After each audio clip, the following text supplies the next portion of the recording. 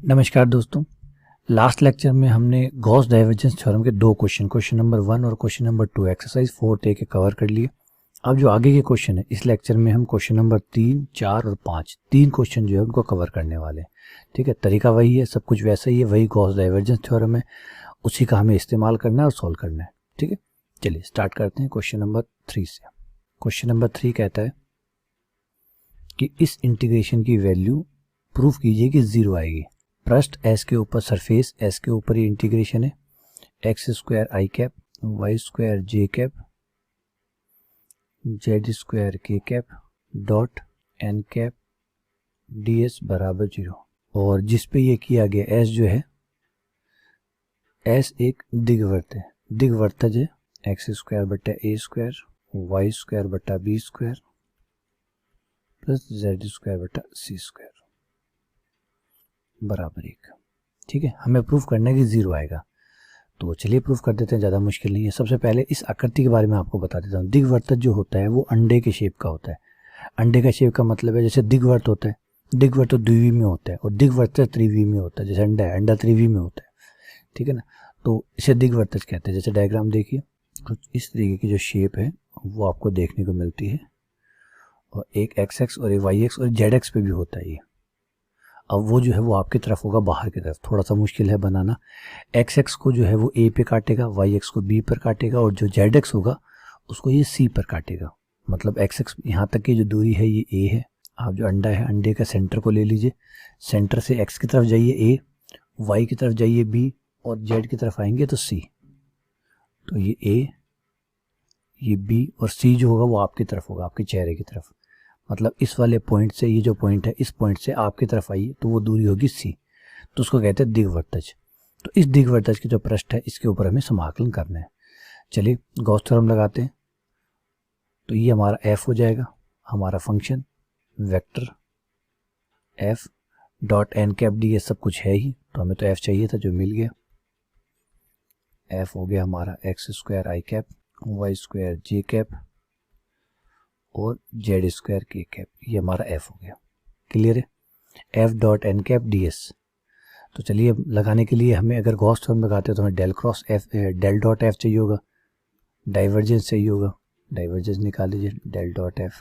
Del dot F में क्या होता है, इसका अवकलन एक्स के साथ होगा, इसका वाई के साथ, इसका जेड के साथ। Del x, del over del x अवकलन करेगा एक्स स्क्वायर का, डेल अपॉन डेल वाई अवकलन करेगा वाई स्क्वायर का, डेल अपॉन डेल जेड अवकलन करेगा जेड स्क्वायर का। एक्स स्क्वायर का 2x, वाई स्क्वायर का 2y, जेड स्क्वायर का 2z, 2 common, x plus Y plus z, ये हमारा डेल डॉट। ठीक है, अब हमारी गॉस डाइवर्जेंस थ्योरम के अनुसार गॉस अपसरण प्रमेय से क्या कहती है, गॉस डाइवर्जेंस थ्योरम कहती है कि भाई किसी पृष्ठ S पर f dot n cap, f dot n cap पृष्ठीय समाकलन ds बराबर होता है उसी फंक्शन का डाइवर्जेंस का पृष्ठ के आयतन पे किया गया।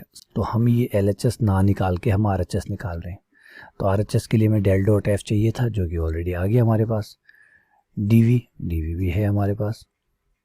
लिमिट चाहिए होगी तो लिमिट हमें निकालनी पड़ेगी, पहले मान तो रख दें। डेल डॉट एफ हमारे पास आया 2 बार X plus Y plus Z और dv यानी dx dy and dz। Limit ले लीजिए ऊपर से अपने क्वेश्चन की। लिमिट आपको यहाँ से लेनी पड़ेगी।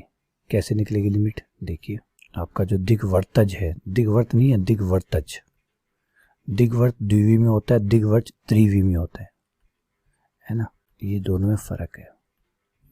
यहाँ से आप सबसे पहले z की लिमिट निकाल लीजिए, बाकी सबको उधर भेज दीजिए। z को अपने पास रख लीजिए, जेड स्क्वायर बट्टा सी स्क्वायर बराबर 1 माइनस एक्स स्क्वायर बट्टा ए स्क्वायर माइनस वाई स्क्वायर बट्टा बी स्क्वायर। सी स्क्वायर को उधर भेज दीजिए, अंडर रूट डाल दीजिए, सी बाहर आ जाएगा, plus minus C under root 1 minus x square बट्टा ए स्क्वायर माइनस वाई स्क्वायर बट्टा बी स्क्वायर। ये आपको लिमिट मिल गई z की, z की लिमिट मिल गई। अब जैसे ही z की लिमिट मिल जाए z को छोड़ दीजिए, क्योंकि z की लिमिट हो चुकी है। तो आपका क्वेश्चन जो है, जो समीकरण है वो बचेगा एक्स स्क्वायर बटा a square plus y square बटा बी स्क्वायर बराबर 1। ठीक है, अब यहाँ से इसको इधर भेज दीजिए। इस बार y की लिमिट निकालेंगे, वाई स्क्वायर बटा बी स्क्वायर बराबर 1 माइनस एक्स स्क्वायर बटा ए स्क्वायर। बी स्क्वायर को उधर भेज दिया, अंडर रूट डाल दिया, बी स्क्वायर बाहर आ गया, बी अंडर रूट के अंदर रह गया 1 माइनस एक्स स्क्वायर बटा ए स्क्वायर। ये आपके y की लिमिट आ गई। अब y की लिमिट आने के बाद में फिर रुक जाइए, y को हटा दीजिए क्योंकि y की लिमिट तो आ चुकी है। अब आप x की लिमिट पे आ जाइए। देखिए एक एक करके, बिछड़े सभी बारी बारी, है ना, गाना सुना ना, बिछड़े सभी बारी बारी। तो एक एक की बारी आती गई, चलता गया। जेड की बारी आई, जेड चला गया, अलविदा जेड, अलविदा वाई, अब अलविदा एक्स। एक्स स्क्वायर बराबर ए स्क्वायर और एक्स बराबर प्लस माइनस ए। ये लीजिए, लेकिन याद रहे ये सारा काम, ये जो आपने किया है, ये बताने की नहीं है, समझने की चीज़ है। ये सब आप रफ में करेंगे, यहाँ तो आप सीधी लिमिट लगाएंगे, सीधी। क्लियर? देखिए आपको कैसे बता रहा हूँ मैं ये कह रहा हूँ आपने अपना काम कर दिया, बस आप तो सीधी लिमिट लगाइए। सबसे पहले जेड वाली लिमिट, जेड बराबर माइनस सी वाला 1 minus under root x square बटा ए स्क्वायर वाई स्क्वायर बटा बी स्क्वायर। ये देखिए वाला से लेकर सी। फिर आपकी लिमिट आ जाएगी वाई वाली, थोड़ी सी जगह कम पड़ेगी। ये सारी लिमिट आपने लगा दी। अब सबसे प्यारी बात यह है कि आप समाकलन में जा रहे हैं, बधाइयो आप समाकलन करने वाले। लेकिन रुक जाइए, इसमें एक खास बात है, सब लिमिट माइनस से प्लस जा रही है, चाहे वो कुछ भी हो। देखिए ये वाला माइनस में, ये लिमिट प्लस में, माइनस प्लस माइनस प्लस। तो जब लिमिट माइनस से प्लस तक होती है तो एक समाकलन का गुणधर्म याद आता है, जो कहता है कि अगर आपका समाकलन जिसका आप कर रहे हैं, अगर वो सम फलन है, तब तो आप लिमिट को 0 से लेकर a तक कर दीजिए, डबल कर दीजिए। मतलब आपकी जो माइनस से प्लस तक लिमिट है, जैसे माइनस a से लेकर प्लस a तक है, तो उसे 0 से a तक कर दीजिए, डबल कर दीजिए। लेकिन अगर वो विषम फलन है तो समाकलन 0 होगा। तो एक बार हम एहतियात के तौर पे चेक तो कर ले, क्या पता विषम फलन हो, क्या पता ये भैया ये जो फलन है ये विषम फलन हो, चेक करना बनता है ना। तो चलिए इस फलन को नाम दे देते हैं f। f फलन है एक्स वाई जेड का, और इसकी मैं जांच करूंगा कि ये सम फलन है या विषम फलन है। कैसे जांच करते हैं, याद आ रहा है आपको कुछ? जांच कैसे करते हैं? जांच इस तरीके से होती है, x की जगह माइनस एक्स रखा जाता है, y की जगह माइनस वाई और z की जगह माइनस जेड। अब वो खाली x का हुआ करता था, जैसे खाली x का सम या विषम होता है वैसे ही x और y का होता है, वैसे ही x y z का होता है। आपके जो भी चर होते हैं उनकी जगह आपको minus x minus y minus z, अगर 3 है 2 है तो माइनस एक्स माइनस वाई, 1 है तो माइनस एक्स।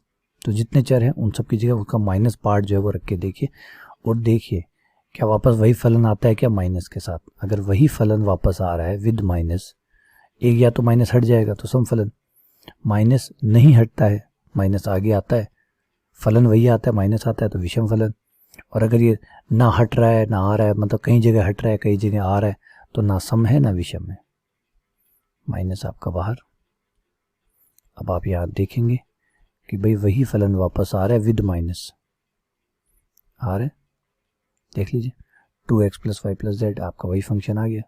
मैंने तो x की जगह माइनस एक्स रखा था, मैंने y की जगह माइनस वाई और z की जगह माइनस जेड रखा था, लेकिन वही फंक्शन वापस आ गया विद माइनस, जो कि कंफर्म करता है कि f, इसलिए f एक विषम फलन है, मतलब एक ओड फंक्शन है, एक विषम फलन है, ओड फंक्शन।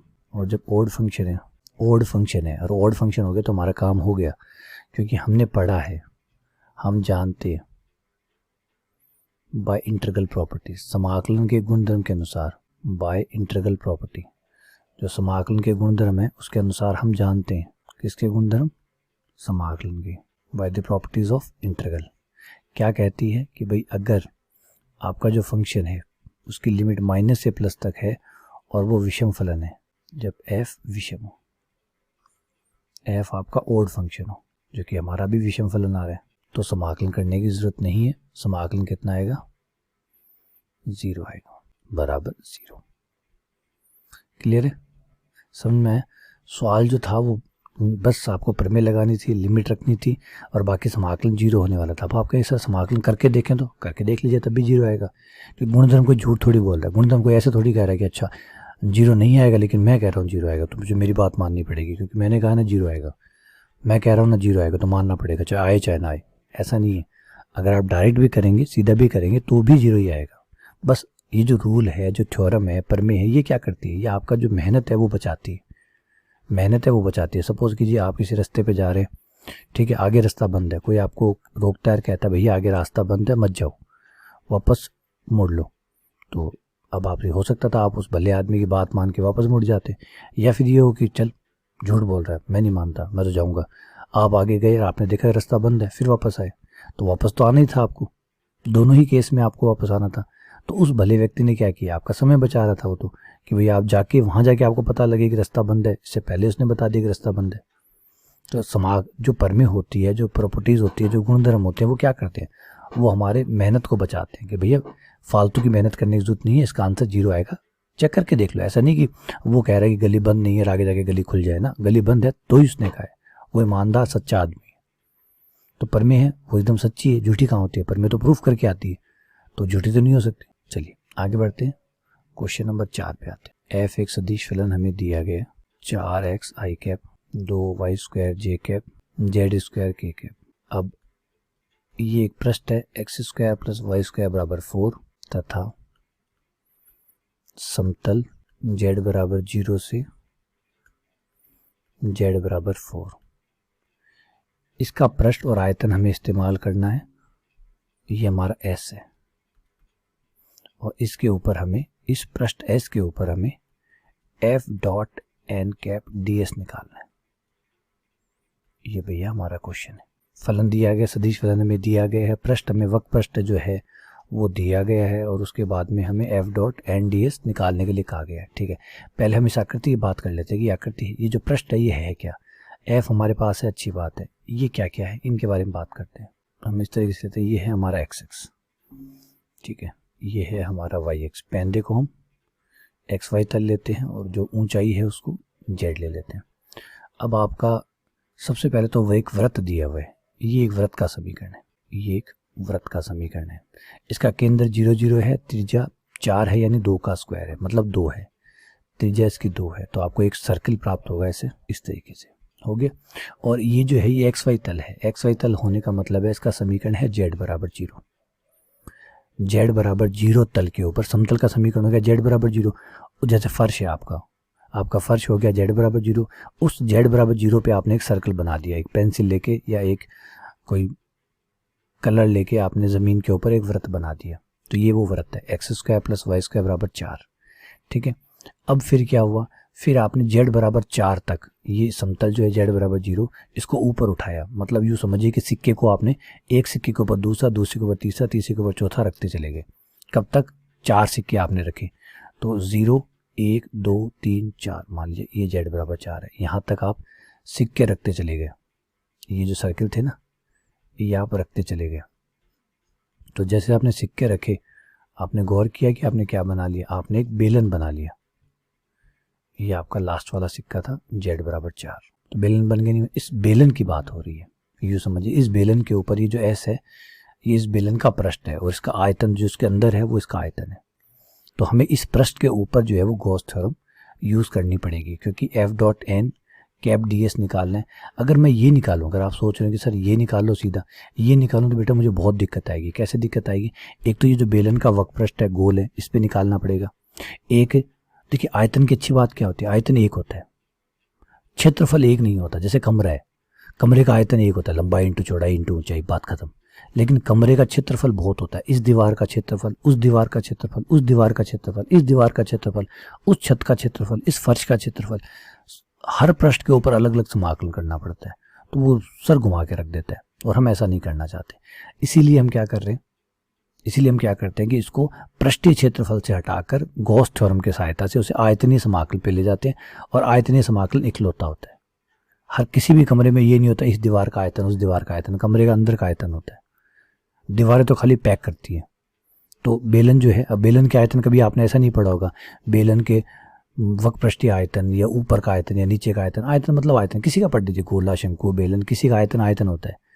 हाँ, क्षेत्रफल कई होते हैं, वक्र पृष्ठीय क्षेत्रफल, पृष्ठीय क्षेत्रफल, संपूर्ण पृष्ठीय क्षेत्रफल, ये वाला क्षेत्रफल, वो वाला क्षेत्रफल, लेकिन आयतन ये वाला वो वाला नहीं होता, कोई भेद नहीं है, कोई जोड़ ही नहीं है उसमें, इसीलिए हम आयतन को प्रेफर देते हैं। ठीक है, चलिए एफ डॉट एन जो डी एस है, गॉस थ्योरम के अनुसार ये निकालने के बजाय मैं ये भी निकाल सकता हूँ। और ऑब्वियसली बात है, गॉस थ्योरम है, या तो आप थ्योरम मत बोलिए, थ्योरम बोलते हैं तो इसका मतलब वो बात सत्य है। सत्य है तो ये निकालने के बजाय मैं ये भी निकाल सकता हूँ, क्योंकि दोनों बराबर है ना। मुझे ये आंसर चाहिए ना, लेकिन ये और ये तो बराबर है, तो ये ना निकले तो ये निकाल लो, क्योंकि दोनों बराबर है। तो इसलिए ये जो थ्योरम हमारी मदद करती है, थ्योरम हमें एक विकल्प और देती है कि भाई आप इस चीज़ का मान इससे निकाल लीजिए, इससे ना निकले तो इससे निकाल लीजिए। दो ऑप्शन दे देती है आपको, तो इससे डायरेक्ट भी निकाल सकते हैं, इससे ना निकालना चाहे तो इससे निकाल लीजिए, दोनों बराबर ही आएंगे। तो चलिए हम तैयार है, डेल डॉट एफ कर लेते हैं। पहले डाइवर्जेंस ले लेते हैं। आपका एफ है कहाँ, एफ आपका है ये रहा 4xi del del i del over del x, 4xi cap dot i से आई कैप, ये हो जाएगा 4, ये हो जाएगा 4y, ये हो जाएगा 2z। तैयार है, 4 माइनस 4y प्लस 2z, सब मैदान तैयार है, क्लियर है। आ जाइए अब लिमिट वाला और देख लीजिए। लिमिट तो कोई ज़्यादा दिक्कत है नहीं, z बराबर 0 से लेकर z बराबर 4 तक एक्स वाई की लिमिट हमें यहाँ से निकालनी पड़ेगी। चलिए मान तो रख लें एक बार, पहले लिमिट भी रख लेंगे। v डेल डॉट एफ और डी वी, 1 2 3, पहला तो होगा z बराबर 0 से z बराबर 4 तक, दूसरा होगा y बराबर माइनस, अभी बताऊंगा आपको कहाँ से आया, 4 माइनस एक्स स्क्वायर से लेकर under root 4 minus x square, फिर ये x बराबर माइनस 2 से लेकर x बराबर प्लस 2 तक, और ये हो गया 4 minus 4y plus 2z dx dy and dz। अब आपकी शंका का निर्धारण करते हैं। आप लोग सोचेंगे y की x की लिमिट कहाँ से आई, आपके समीकरण से आई। समीकरण था x square plus y square बराबर 4, यही था। वाई स्क्वायर का मान निकाल लीजिए, वाई स्क्वायर बराबर 4 माइनस एक्स स्क्वायर, और वाई बराबर plus minus under root 4 minus x square, तो minus under root 4 minus x square से लेकर plus under root 4 minus x square तक जाइए, चले गए। अब यहाँ पे एक ध्यान रखिएगा, y की लिमिट हो चुकी है तो y को हटा दीजिए, y को हटाते ही एक्स स्क्वायर बराबर 4, तो x की लिमिट आ जाएगी प्लस माइनस 2, ये लीजिए। अब बस ये आपको लिमिट लगानी, यही मैंने लगाई, क्लियर। चलिए समाकलन कर लेते हैं। पहले z वाला समाकलन निपटाते हैं, फिर x और y वाला जो है वो एक बार वेटिंग में रख रहा हूँ मैं। x y वाला समाकलन जो है वो वेटिंग में रख रहा हूँ, सिर्फ z वाला जो है वो निपटा रहा हूँ, सिर्फ z वाला निपटा रहा हूँ। तो 4 dz का z माइनस 4y नियतांक है, बाहर आ जाएगा, 4y बाहर आ गया, dz का z हो गया। ध्यान दीजिए बेटा, सिर्फ z के साथ कर रहा हूँ, सिर्फ z के साथ कर रहा हूँ, घबराइएगा मत। dx dy अभी आपके वेट कर रहे हैं, सिर्फ z के साथ कर रहा हूँ। 4 बाहर dz का z, 4y बाहर dz का z, 2 बाहर z का z dz का z स्क्वायर बटा 2, और z की जो लिमिट है वो भी यूज़ कर लीजिए 0 से लेकर 4 तक, 0 से लेकर 16 माइनस 2 से 2 कट गया, 4 का स्क्वायर 16, 16 माइनस 16y, z का मान 4 रखिए, 4 इंटू 4 16 माइनस 4 इंटू 4 16y, 2 से 2 कट गया 16, 0 रखने पर 0 0 0, ये हो गया 16 दूनी 32, है ना। 16 कॉमन ही निकाल लेते हैं, 16 बाहर ही आ जाएगा, थोड़ा आसान हो जाएगा। ये हो जाएगा 2 माइनस वाई dx और dy,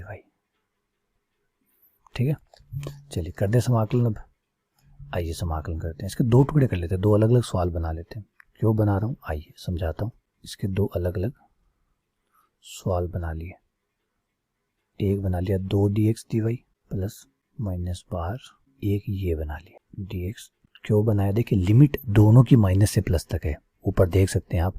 मेरे दिमाग में ये काम आया कि वो जो माइनस प्लस वाला रूल है विषम फलन वाला कि समाकलन 0 हो जाता है, अगर वो मिल जाए, पिछली बार मेरे स्वाद लगा हुआ है, पिछला क्वेश्चन जो मैंने किया था मेरे मुंह में स्वाद लग गया कि भाई अगर ये काम कर जाता है तो कितना आसान है, कोई समाकलन नहीं, कोई और नहीं, सीधा आंसर 0, कोई समाकलन नहीं, कोई और नहीं, सीधा आंसर 0। अब वो खून जो लगा है परेशान तो करेगा ना, इसलिए मैंने इसको दो टुकड़े में अलग किया ताकि मैं चेक कर सकूँ कौन सम है कौन विषम है। सम है बेचारे वो तो झेलने ही पड़ेंगे, लेकिन जो विषम है उससे तो पीछा छूट जाएगा। और मुझे लग रहा है कि विषम है। कौन है विषम? ये देखिए, ये इस समाकलन का यही तो फलन है। इस फलन को आप एफ एक्स वाई कह दीजिए। अब आप कहेंगे सर इसमें तो खाली वाई एक्स का है, तो बेटा ये समाकलन एक्स वाई के साथ कर रहे हैं ना आप, तो एक्स नहीं है इसका मतलब एक्स जीरो है, मतलब उसकी पावर जीरो है। कोई बात नहीं, अब आप यहाँ पे माइनस एक्स और माइनस वाई रख के देखिए। एक्स तो है नहीं, वाई है, सिर्फ माइनस वाई आ गया। वाई की जगह वापस एफ एक्स वाई रख दीजिए, ये लीजिए, यानी वही फलन वापस आ रहा है विद माइनस, वही फलन वापस आ रहा है विद माइनस। इसका मतलब विषम फलन है, ओड फंक्शन है। विषम फलन है तो आपका तो काम हो गया, आपका काम तो हो गया, बधाई हो। यही तो मैं चाहता था कि ऐसा हो, लेकिन दुर्भाग्य से काम सिर्फ एक साइड में हुआ, दूसरी साइड में नहीं हुआ। यहाँ पे अगर इस फलन का जी नाम रख लें, क्योंकि अब एक नाम तो रख चुके, तो सेम नाम तो नहीं रख सकते, इसका हम दो। इस बार देखिए, इस बार एक्स की जगह अगर माइनस एक्स और वाई की जगह माइनस रखूँ तो क्या फर्क पड़ेगा? दो दो दो ही रहने, दो का ना कोई एक्स से संबंध है ना कोई वाई से संबंध है। तो आपने रखा ज़रूर, कोशिश ज़रूर की एक्स की जगह माइनस एक्स और वाई की जगह माइनस वाई रखकर, लेकिन आपका वही फलन जो है वो वापस आ गया, सेम टू सेम फंक्शन वापस आ गया विदाउट माइनस माइनस। तो इसका मतलब समफलन है, और समफलन है तो समाकलन करना ही पड़ता है। चिंता मत कर दीजिए, उसका भी एक उपाय बताऊंगा, उसका भी उपाय है मेरे पास, उपाय सारे मेरे पास। ये तो जीरो हो गया ना, समाकलन के गुणधर्म के अनुसार शून्य, ये तो शून्य होगा, बात खत्म। बधाई हो, बहुत बहुत बधाई हो आप सभी को। ये तो जीरो। अब आ जाते हैं इसकी बात करते, इसका भी इलाज करूंगा। देखिए समाकलन तो एकदम लास्ट में, जैसे कहते हैं ना सर्जरी अगर करवाते हो, अगर सर्जरी करवा रहे हो, डॉक्टर ने कहा कि ऑपरेशन होगा, तो ऑपरेशन का ऑप्शन सबसे लास्ट का होता है। पहले आप जो भी हो सकता है, ये दवाई वो दवाई, ये वाली वो वाली, सवाल लेके देख लीजिए, और फिर कोई उपाय ना हो तो लास्ट में सर्जरी। तो यही बात है, ऑपरेशन करेंगे, समाकलन करेंगे, लेकिन एकदम जब कि भाई अब तो कोई उपाय ही नहीं है, ऑपरेशन करना ही पड़ेगा, तब फिलहाल उपाय है।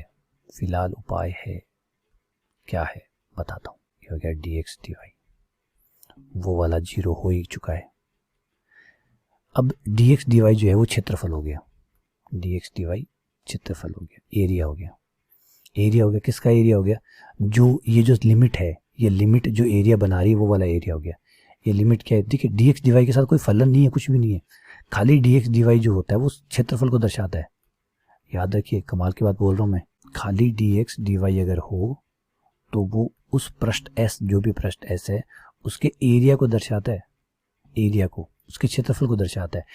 एक्स और वाई जो भी क्षेत्रफल बनाते हैं, उसका जो क्षेत्रफल आएगा, जो आकृति बनाएगी, उस आकृति का क्षेत्रफल d x d y, double समाकलन डी एक्स डी वाई है। कोई फलन नहीं है बीच में, कुछ नहीं है, देखिए कुछ नहीं है बीच में, खाली डबल समाकलन है, डी एक्स डी वाई है, तो ये क्षेत्रफल बनाता है।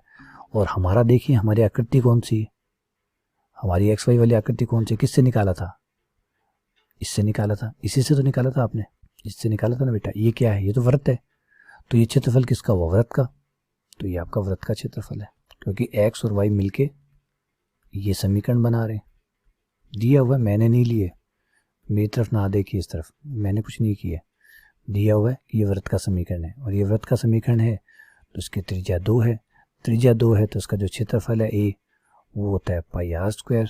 तो ये हो गया 4 पाई, ये 4 पाई हो गया, ये 16 दूनी 32 तो बाहर वाला हो गया, 16 दूनी 32, और डी एक्स डी वाई की जगह एरिया आ जाएगा जो कि 4 पाई आ गया, ये 128 पाई। ये आपका आंसर आ गया। देखिए कोशिश की मैंने लास्ट तक समाकलन ना करना पड़े, ना ही करना पड़ा, लेकिन अब आप सोच रहे होंगे इससे समाकलन करना पड़ता तो भी इतना ही आंसर आता, तो भी इतना ही आता। ऐसा नहीं है कि आप समाकलन करते तो कुछ और आ जाता। जैसे मैंने कहा ना, परमेय या कोई और तरीका जो है वो आपकी मदद करता है कि थोड़ी सी आपकी मेहनत कम हो जाए, थोड़ी सी। अगर आपके फॉर्मूले, जैसे भी ये हमने भी विषम फलन वाला गुणधर्म इस्तेमाल किया या ये क्षेत्रफल वाला इस्तेमाल किया, ये हमारी जो एफर्ट है उसको कम कर देता है। ऐसा नहीं है कि आप करके नहीं देख सकते। जैसे मैंने कहा कि कोई आपको कह रहा है कि रास्ता बंद है, तो अगर वो सही आदमी है, सच्चा आदमी है, वो कह रहा है तो बात मान लीजिए, नहीं तो खुद जाके पहचान लीजिए। आना तो वही है, होना तो वही है, ठीक है ना। तो ये आपका आंसर आ गया। क्लियर हुआ ये? चलिए आगे बढ़ते हैं, क्वेश्चन नंबर 3 पे आते हैं। Question number 3, question number 5। किसी पृष्ठ S पर r vector upon r cube dot n cap ds का इंटीग्रेशन बताइए। कोई बंद पृष्ठ है S, उस पे निकालिए। बंद पृष्ठ नहीं दिया गया, बस किसी बंद पृष्ठ पे ये निकालिए। कोई बात नहीं, निकाल देंगे, क्योंकि ये हमारा हो गया f वेक्टर।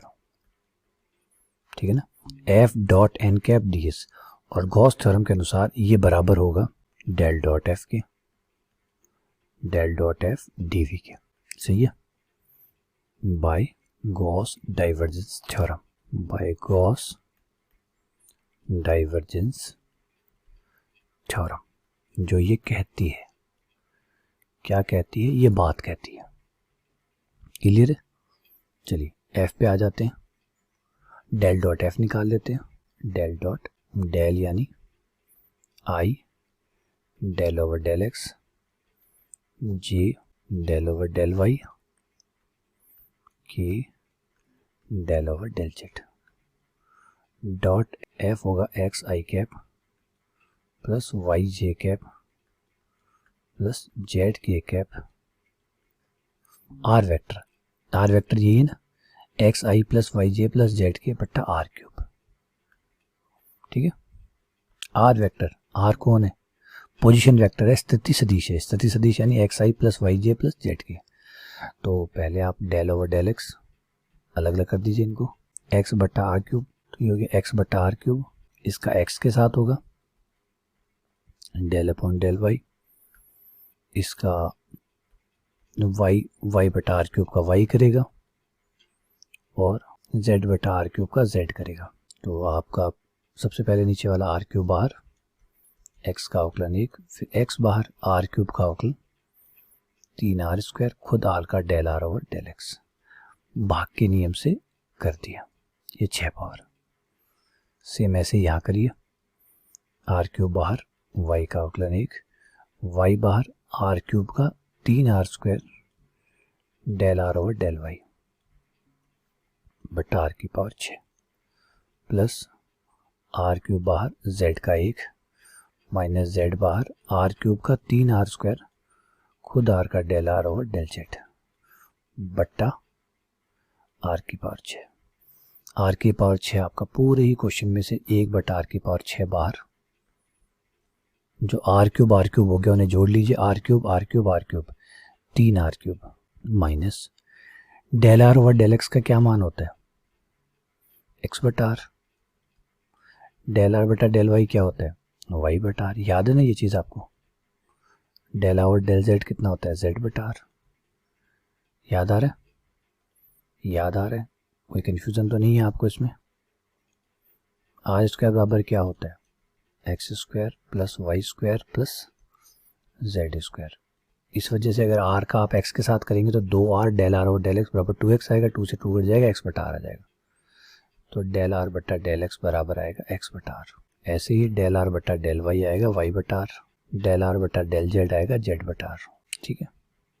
तो ये मान आप यहाँ पे रख दीजिए, जैसे आप एक्स बटा आर रखेंगे 1 आर कट जाएगा आपका, ये आ जाएगा 3r x into x, x square, 3r x square, फिर आ जाएगा आपका 3r वाई स्क्वायर, फिर आ जाएगा 3r जेड स्क्वायर, ये आ गया आपका 3r क्यूब, उसके बाद 3r कॉमन स्क्वायर, तो ये आपका हो गया आर स्क्वायर। देखिए x square plus y square plus z square कौन है, आर स्क्वायर, तो ये r square into r, r cube हो गया 3r cube minus 3r cube, ये आपका 1 अपॉन आर की पावर 6, 3r क्यूब से 3 0 हो गया, ये टोटल आपका 0 आ गया, ये आपका आंसर आ गया 0।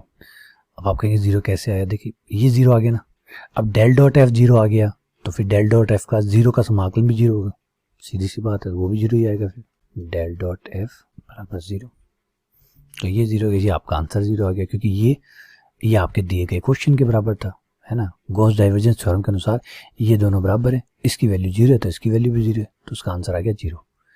तो ये है आपका आंसर। तो चलिए उम्मीद करता हूँ कि तीनों सवाल क्वेश्चन नंबर 3, 4, 5 आपको अच्छे से समझ में आएंगे, कोई डाउट नहीं रहा होगा। अगर फिर भी कोई परेशानी है, कोई चीज़ नहीं समझ में आई तो मुझे बताइएगा। बहुत बहुत धन्यवाद, शुक्रिया।